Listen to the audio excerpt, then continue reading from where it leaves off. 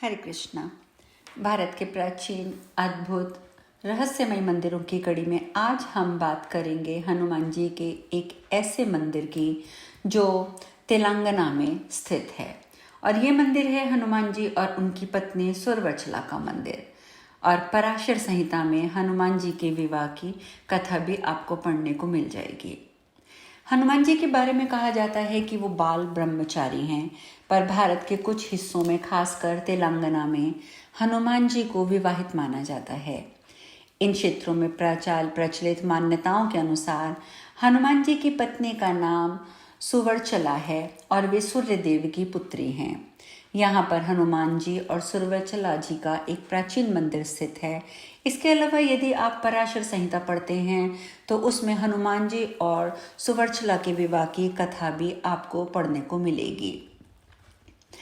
हनुमान जी और उनकी पत्नी सुवर्चला का मंदिर तेलंगाना के खम्मम जिले में है और ये एक बहुत प्राचीन मंदिर है।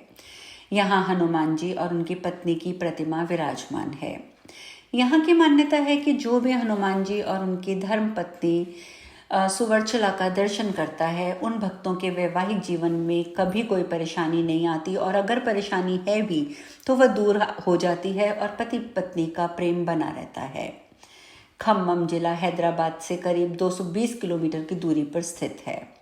यहाँ पहुँचने के लिए हैदराबाद से आवागमन में उचित साधन मिल सकता है। हैदराबाद पहुँचने के लिए तो सभी बड़े शहरों से बस, ट्रेन, हवाई जहाज की सुविधा आसानी से मिल जाती है।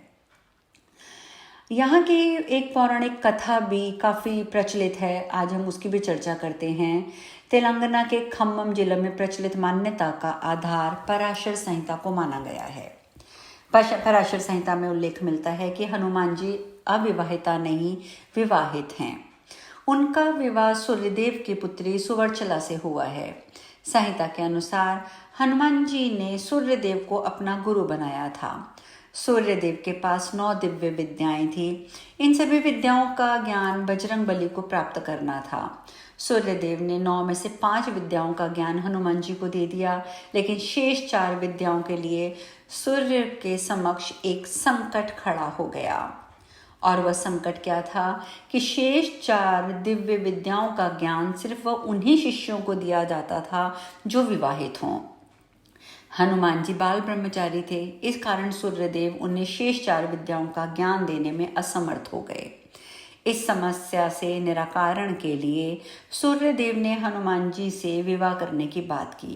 पहले तो हनुमान जी विवाह के लिए राजी नहीं हुए, लेकिन उन्हें शेष 4 विद्याओं का ज्ञान पाना था। अंततः उन्होंने विवाह के लिए हाँ कर दिया। जब हनुमान जी विवाह के लिए मान गए तब उनके योग्य कन्या की तलाश की गई, और जब तलाश खत्म हुई और ये तलाश खत्म हुई सूर्यदेव की पुत्री सुवर्चला पर। सूर्यदेव ने हनुमान जी से कहा कि सुवर्चला परम तपस्वी और तेजस्वी है और इसका तेज सिर्फ तुम ही हो जो सहन कर सकोगे। सुवर्चला से विवाह के बाद तुम इस योग्य हो जाओगे कि शेष 4 दिव्य विद्याओं को भी प्राप्त कर सको। सूर्यदेव ने यह भी कहा कि सुवर्चला से विवाह के बाद भी तुम सदैव बाल ब्रह्मचारी ही रहोगे, क्योंकि विवाह के बाद सुवर्चला पुनः तपस्या में लीन हो जाएगी। यदि आप ने पराशर संहिता पढ़ी है तो उसमें आपने ये पढ़ा होगा। और इन सब बातों को जानने के बाद हनुमान जी और सुवर्चला का विवाह सूर्यदेव ने करवा दिया। विवाह के बाद सुवर्चला तपस्या में लीन हो गई और हनुमान जी ने अपने गुरु सूर्यदेव से शेष 4 विद्याओं का ज्ञान प्राप्त किया, और इस प्रकार विवाह के बाद भी हनुमान जी ब्रह्मचारी ही बने रहे। अब हम हनुमान जी के एक और मंदिर की चर्चा करते हैं, जो है कष्टभंजन हनुमान जी। ये मंदिर उस घटना पर आधारित बना हुआ है जब शनिदेव को स्त्री बनना पड़ा था। गुजरात में भावनगर में सांगरपुर में हनुमान जी का एक ऐसा प्राचीन मंदिर है, बहुत प्राचीन मंदिर, जो कि कष्टभंजन हनुमान जी के नाम से जाना जाता है। और इस मंदिर की विशेषता ये है कि इस मंदिर में हनुमान जी के पैरों में स्त्री रूप में शनिदेव बैठे हैं। सभी जानते हैं कि हनुमान जी स्त्रियों के प्रति विशेष आदर और सम्मान भाव रखते हैं। ऐसे ही उनके चरणों में किसी स्त्री का होना बहुत बड़े आश्चर्य की बात है। लेकिन इसका संबंध एक पौराणिक कथा से है, जिसमें बताया गया है कि क्यों आखिर शनिदेव को स्त्री का रूप धारण करके हनुमान जी के चरणों में आना पड़ा। चलिए आज हम इस कथा के बारे में भी चर्चा करते हैं। हमारे शास्त्रों में हनुमान जी और शनिदेव से जुड़े अनेक प्रसंग हैं, जो बताते हैं कि कैसे समय समय पर हनुमान जी ने शनिदेव को ठीक किया। इनमें से एक प्रसंग ये भी है। प्राचीन मान्यता के अनुसार एक समय शनिदेव का प्रकोप काफी बढ़ गया। शनि के कोप से आम जनता भयंकर कष्टों का सामना कर रही थी। ऐसे में लोगों ने हनुमान जी से प्रार्थना करी कि वे शनिदेव के कोप को शांत करें। बजरंगबली ने अपने भक्तों के कष्टों को दूर करने के लिए, आप तो जानते हैं कि वैसे वो सदैव तत्पर ही रहते हैं, उस समय श्रद्धालुओं की प्रार्थना सुनकर शनि पर वे क्रोधित हो गए।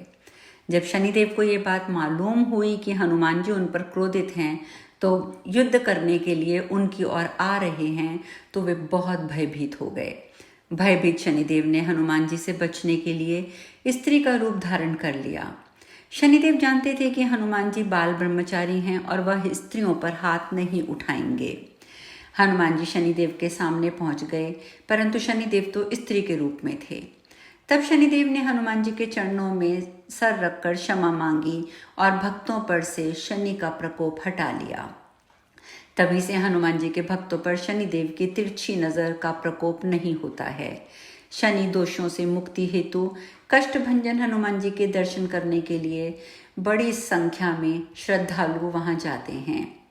सांगरपुर में कष्टभंजन हनुमान जी के मंदिर का बहुत ही बड़ा भवन है। ये किसी किले के समान दिखाई देता है। मंदिर की सुंदरता और भव्यता बहुत ही सुंदर है। कष्टभंजन हनुमान जी सोने के सिंहासन पर विराजमान हैं और उन्हें महाराज अधिराज के नाम से भी जाना जाता है। हनुमान जी की प्रतिमा के आसपास वानर सेना दिखाई देती है और ये बहुत चमत्कारी है, और यहाँ आने वाले श्रद्धालुओं की सभी मनोकामनाएं भी पूर्ण हो जाती हैं। यदि कुंडली में शनि दोष हो तो वह भी कष्टभंजन के दर्शन से दूर हो जाता है। इस मंदिर में हनुमान जी की जो प्रतिमा है वो बहुत ही आकर्षक है। मंदिर में स्वयं ही हनुमान जी जो मंदिर की एक अपनी पर्सनल वेबसाइट है, वहाँ पर हनुमान जी की हर दिन लाइव दर्शन की सुविधा उपलब्ध है। यदि आप भी वहाँ दर्शन करना चाहें सारंगपुर में कष्टभंजन हनुमान जी के, तो आप ऑनलाइन भी कर सकते हैं।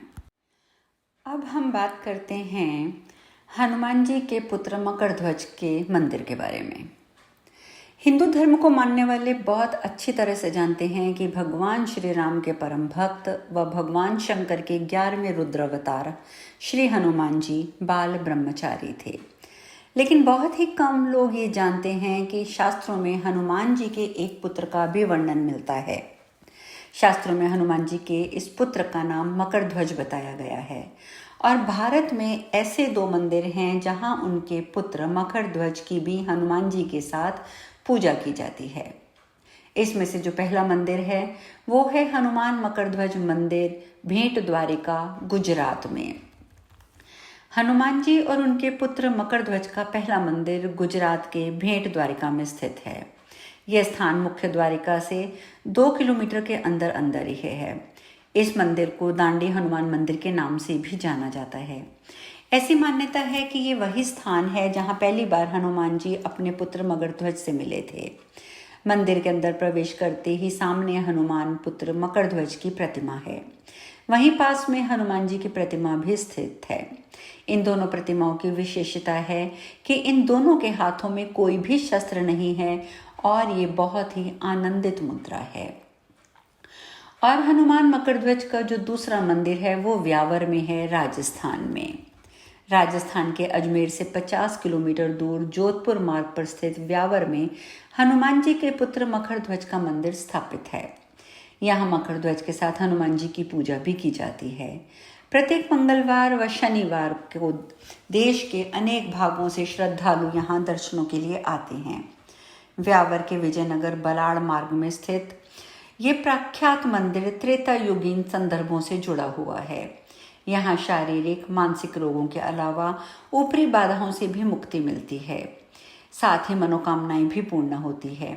संभवतः संपूर्ण भारत में व्यावर का ये दूसरा अनूठा मंदिर है जहां एक ही स्थान पर हनुमान जी और उनके पुत्र मकरध्वज अर्थात दोनों पिता पुत्र की पूजा अर्चना की जाती है। जनश्रुति है कि हनुमान के पुत्र होने के कारण भगवान श्री राम ने मकरध्वज को पाताल से बुलाकर तीर्थराज पुष्कर के निकट नरवर के से दिवेर तक के प्रदेश का अधिपति बना दिया था।